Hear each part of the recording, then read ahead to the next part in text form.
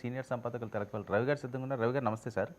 నమస్తే వర్మ గారు. సార్ నిన్న మనం మాట్లాడుకున్నాం, ఢిల్లీకి చంద్రబాబు నాయుడు గారు వెళ్తున్నారు, మోదీ గారిని ఆహ్వానిస్తున్నారు శంకుస్థాపనకి అని మాట్లాడుకున్నాం. కానీ ఆయనతో పాటుగా పవన్ కళ్యాణ్ గారు కూడా, డిప్యూటీ సీఎం కూడా వెళ్ళడం, నిన్న వీళ్ళిద్దరూ సుదీర్ఘంగా భేటీ అవ్వడం ఏమైనా ప్రత్యేకత ఉందా? స్పష్టంగా కనిపిస్తుంది కదా, మొన్నే పిఠాపురంలో అన్ని సమస్యలు, రకరకాల వాదనలు. ఖచ్చితంగా పవన్ కళ్యాణ్ దాని మీద ఒక వివరణ ఇచ్చి ఉండాలి. వివరణ, సవరణ, ఒక విధమైన సర్దుబాటు. ఎందుకంటే మళ్ళీ తెలుగుదేశం నుంచి ఒక తీవ్రమైన ప్రతిస్పందనలు, ఖండనలు వస్తే ఓకే, సోషల్ మీడియాలోనో వాళ్ళ ప్రతినిధులు వాళ్ళు మాట్లాడుతున్నారు ఇది పొరపాటు అని, ఇట్లాంటివి తీవ్రంగానే వాళ్ళ అనుకూల మీడియా అని పేరు పొందిన దాంట్లో ముఖ్యమైన వాళ్ళే తీవ్రంగానే స్పందించారు. ముఖ్యంగా పీఠాపురం గురించి, వర్మ గురించి అలా మాట్లాడి ఉండకూడదని, పేరెత్తకపోయినా, లేకపోతే ఇంకా అసలు 40 ఏళ్ల పార్టీని మీరు నిలబెట్టడం ఏంటి అన్నలాంటి మాటలు వచ్చాయి. మీరు మాట్లాడారు, నేను మాట్లాడాను, ఇదంతా జరిగింది.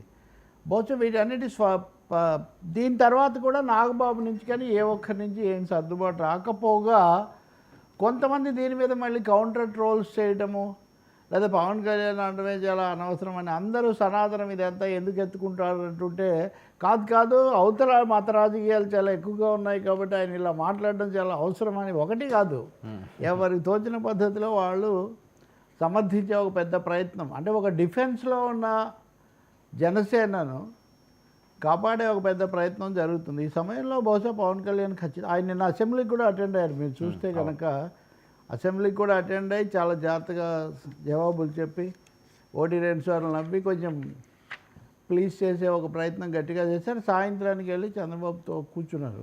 మీరు చూడండి, సాధారణంగా పవన్ చంద్రబాబును కలిస్తే ఉప ముఖ్యమంత్రి దానికి ముందు నుంచి బోల్డ్ హైప్ ఉండేది. వెళ్ళి బయటికి రాగానే కనీసం మీడియా వాళ్ళు ఎదురు చూస్తుంటారు, ఫలానా అంశం చర్చించారు, లేదా నాగబాబుని ఎమ్మెల్సీని చేయటం గురించి మాట్లాడారు, లేదా పలానా నియోజకవర్గం గురించి మాట్లాడారు. ఏమి లేకుండా అంత సైలెంట్గా వచ్చిందంటే వాళ్ళు ఖచ్చితంగా చాలా మాట్లాడుకున్నారని మీరు అర్థం చేసుకోవచ్చు. మంత్రివర్గ సమావేశం కూడా జరిగింది కాబట్టి అదే ఉండొచ్చు. ఇంకోటి ఏమో, ఢిల్లీకి చంద్రబాబు ఒకడే వెళ్ళటం ఇచ్చే సిగ్నల్స్ ఏంటి అంటే, ఒకవైపున వీళ్ళ బిల్డప్ బాగా ఎక్కువైపోయి పవనే అంబాసిడరు, పవనే రాయబారి అని ఇవన్నీ అంటుంటే, ఈయన లేకుండా మళ్ళీ ఆయన ఒక్కడే వెళ్తే వచ్చేది ఏంటి, ఇలాంటి అనేక కారణాల వల్ల. ఇంకోటి ఏమో, అమరావతి కోసం మేము కూడా చేసాము, అమరావతికి పిలవడానికి కదా వెళ్తున్నప్పుడు కూటమి మొత్తం రిప్రజెంటేషన్ ఉంటుంది. రెండవది మేము కూడా గొంతు కలిపాము, మా వంతు మేము సైతం అన్నదానికోసం కూడా పోతుండొచ్చు. కానీ నిజంగా అయితే ఇద్దరు కలిసి వెళ్ళినందుకు చెరొక 2 కోట్లు, చెరొక 200 కోట్ల చొప్పున ఒక 500 కోట్లను అమరావతికి తెస్తే కేంద్రం నుంచి సాయంగా మనం సంతోషించవచ్చు.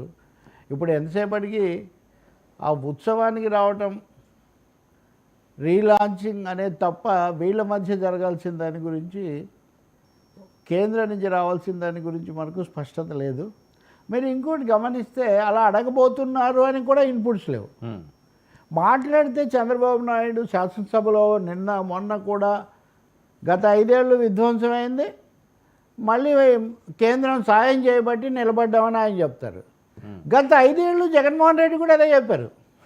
గత 5 ఏళ్ళు జగన్మోహన్ రెడ్డి కానీ ముఖ్యమంత్రిగా, ఆర్థిక మంత్రిగా బుగ్గన రాజేంద్రనాథ్ రెడ్డి కానీ, నిర్మలా సీతారామన్ కలిసాము, అవి వచ్చాయి, ఇవి వచ్చాయి, చాలా వచ్చాయని.